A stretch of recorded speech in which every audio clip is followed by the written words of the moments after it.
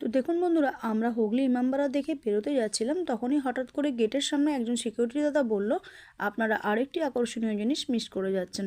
তো আমরা জানতে পারলাম এখানে তুর্কি স্টাইলের বাথরুম আছে ইমামদের, এটা তুর্কি স্টাইলের বাথরুম।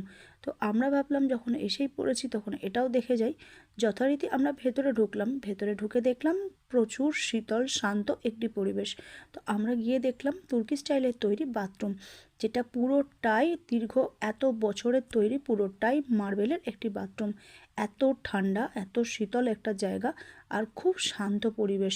এত সুন্দরভাবে এখনও পরিষ্কার পরিচ্ছন্ন করে রাখা রয়েছে, যেটা নিজেদের চোখে না দেখলে বিশ্বাসই করতে পারবেন না। অনেক মানুষ তার ভেতরেও যাচ্ছে, আমরাও গেলাম, গিয়ে ঘুরে নিলাম।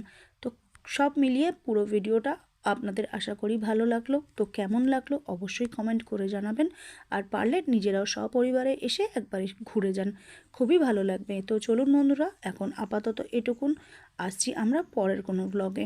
সবাই ভালো থাকবেন, সুস্থ থাকবেন আর সাবধানে থাকবেন। টাটা বন্ধুরা।